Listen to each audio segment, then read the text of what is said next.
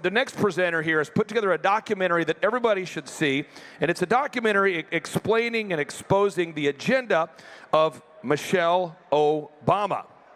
Now, many of you are going to notice that Joe Biden doesn't seem to know where he is sometimes, but he's serving a role there. But you're noticing there's a building up of the profile of Michelle Obama. Now, some of you are saying it's Michael Obama, whatever, Michelle. So and I want you guys to know there's an incredible documentary that everybody needs to see. And so today we have the director and the producer of the Michelle Obama 2024 documentary. Ladies and gentlemen, please stand to your feet and greet Joel Gilbert. Thank you, Joel.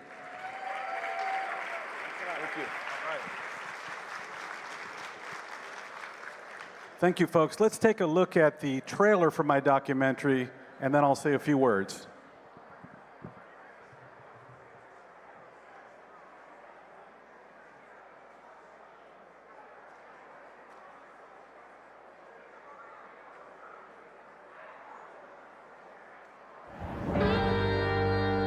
They could run Michelle Obama, and if they do... Welcome Michelle Obama! Michelle Obama is the most popular woman in America. You know I hate politics. You can forget about the disclaimer. I'm convinced that Michelle Obama is running for president in 2024. Systemic racism, pepper spray, and rubber bullets on peaceful protesters. She's following the exact same formula that Barack did to become president. Michelle was the keynote speaker at the 2020 Democrat convention, just like Barack was in 2004. Barack once ran a voter registration organization. Now, so does Michelle. That's how we change America. Also, Barack Obama based his candidacy on his personal story. Michelle has done the exact same thing. But like Barack, Michelle tells a life story that is more fiction than fact. Maybe somebody's going to discover that I shouldn't be here. Now, come along on an investigation into the real Michelle Obama and her plan for power. I found out Michelle's father worked for the Democrat Party machine. My father, he was a precinct captain in Chicago. People would come for money. It turns out Michelle was never a part of the black community. In that household, there was fear. You talk like a white girl. You could get your butt kicked if you talk like a white girl. What was going on in the 70s was what we called white flight. The only person doing white flight in the 1970s was Michelle Robinson. You're told by a school counselor you're not Princeton material. You're black, maybe you're stretching. Michelle was no victim of racism. In fact, Michelle has been running from the black community her whole life. Hyde Park is the best neighborhood. And Michelle sold out the black community working for the mayor of Chicago. This is turning into a ghetto. You better run. They just take our home like this, yeah. And she sold them out as a hospital executive, kicking poor black patients out of the ER. Yeah, like that. I learned that to get power, Michelle pretends to be part of the black community she exploited all her life. Lo and behold, trying to pay your own rent. Imposter syndrome. All out war between the pigs and us.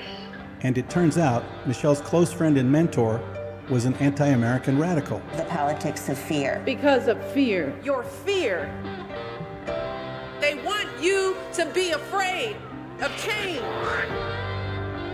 We're working to change the future of this nation.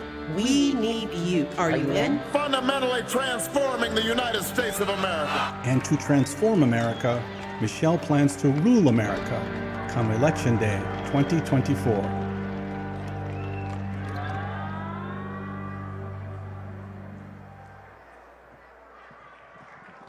Okay, thank you very much. Now, media commentators on both the left and right have been discussing Joe Biden's political future. They all agree on one thing: Biden is not a viable presidential candidate in 2024. They cite Biden's immense unpopularity due to his disastrous record as president in every field, from the economy to the border to Ukraine and inflation. Some cite Biden's physical and mental frailty and even the corruption investigations to agree that Biden will not be a 2024 candidate. Commentators also note that Biden is not acting like a presidential candidate. He has no campaign office and holds no campaign rallies. The Biden presidency, in fact, exists with about 70% of staffers who are veterans of Obama's years in the White House. In fact, the Obamas have never left politics. Though their summer home is in the climate-denying Martha's Vineyard, they never left Washington, D.C., and Barack consults regularly with his staffers.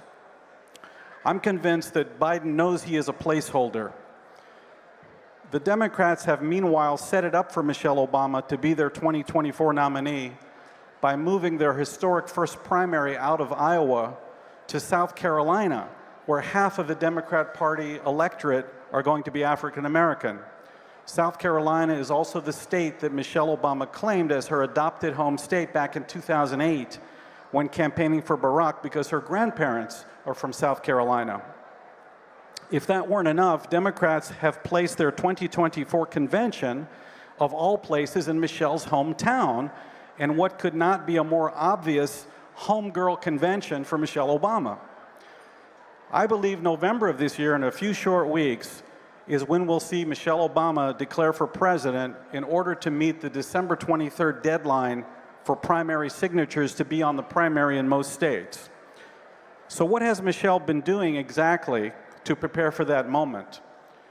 As I show in my film and book, since 2016, Michelle has been copying the steps that Barack took to run for president.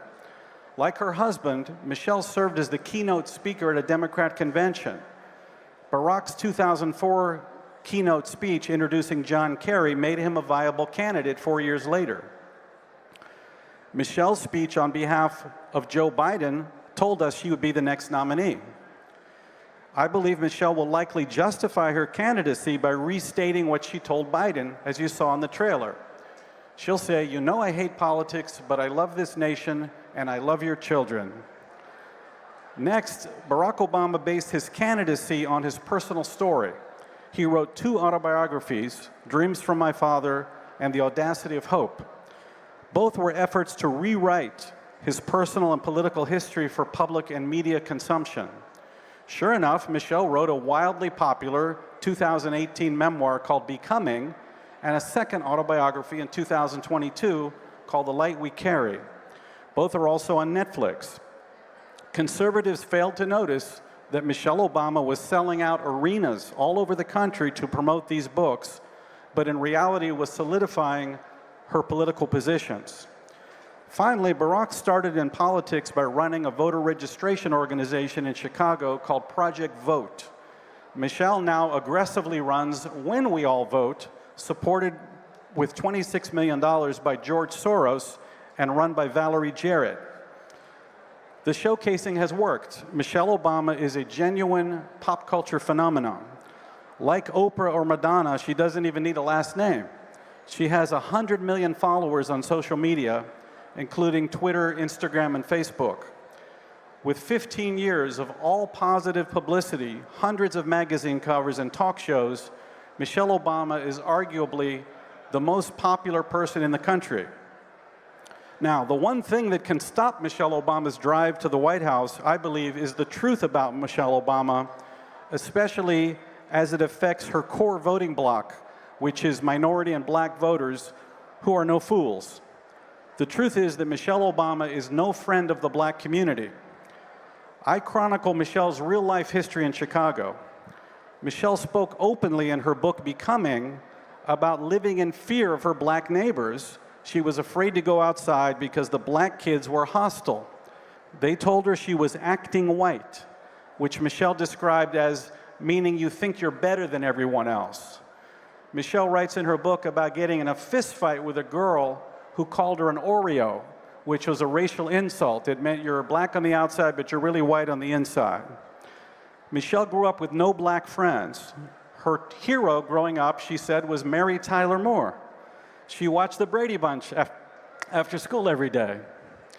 When it came time for high school, rather than study with black kids at the all-black South Shore High School, which was an excellent school 1 block from her house, Michelle traveled an hour and a half away to a magnet school, Whitney Young. Meanwhile, Michelle's brother Craig went to an expensive Catholic school that was all white called Mount Carmel, even though the Robinson family were not even Catholic. So Michelle, though, falsely claims to have experienced and seen white flight in the 1970s. But in fact, the only white flight Michelle Robinson could have seen in the 70s was by looking in the mirror. It was Michelle and her brother who were running away from all-black schools and refused to study with black people.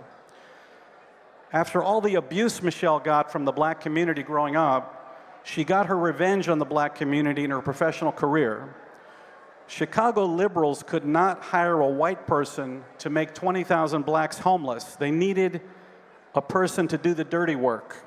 Their answer was Michelle Obama. She became Mayor Richard Daley's assistant planning commissioner, and Michelle's job was to facilitate the destruction of the low-income, all-black Cabrini Green housing project and give the land to Democrat donor developers like Tony Rezko. Michelle told the newly homeless black people that the destruction of their homes would be good for them. Nor could the white liberal elites at the University of Chicago Medical Center hire a white person to deny access to health care to the black people from the South Side who came to their emergency room. Only a black person could do that dirty work. For a cool $300,000 a year, Michelle denied access to health care to the black community. Michelle headed up something called the South Side Health Collaborative. This was a scheme to prevent black people who showed up at the medical center from receiving medical care. Michelle made sure they were put into crappy white vans and dumped back on the South Side. This was illegal. It was called patient dumping. Once again, Michelle preached to the black Chicago community that they were better off going to a clinic in a strip mall than receiving advanced medical care at the University of Chicago Medical Center. The Democrat Party desperately needs to maintain an above 90% stranglehold on black voters. It was, in fact, Donald Trump delivering to the black community a robust economy, jobs, high wages, prison reform, and school choice that threatened the Democrat Party's stranglehold over them. Donald Trump delivered in a few short years what the Democrats had promised for 60 years and failed to do. That's why you see Democrats have appointed blacks to so many high-profile jobs in the Biden administration, including UN ambassador, press secretary, Secretary of Defense, House Minority Leader, head of the Joint Chiefs of Staff. With Michelle Obama as their 2024 nominee, the media can use their two favorite weapons to attack those who disagree: race and gender, while Democrats sell the black voters on a rather insulting message: vote for us because we look like you. Like the Clintons, the Obamas are never going away, and I believe Michelle will be playing her hand for the White House in November of 2024, only in a month from now.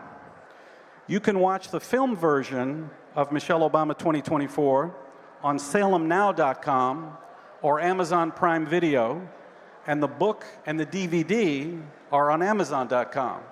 So everyone, please beware of Michelle Obama 2024, because I believe she's coming, and you got to watch the movie and read the book. Thank you so much.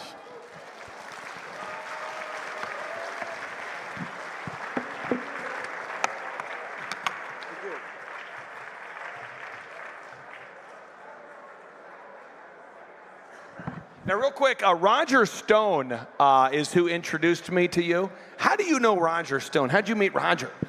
Well, Roger and I met in 2016, and I produced with him a documentary on Danny Williams at Roger's behest. Danny Williams is the illegitimate, exiled, banished black son of the Clintons, because Bill had a son with a streetwalker years ago, 1995, and we brought this to light in 2016 to show minority and black voters especially how Hillary Clinton had treated Bill's black son. Wow, and what's that called? What's that movie called? That movie is called, it's online on YouTube, it's called Banished, the true story of Danny Williams. Knowing what you know, how do you sleep, or do you sleep? I do sleep because I can put out these documentaries and share the information with people that I think has a chance to make a difference.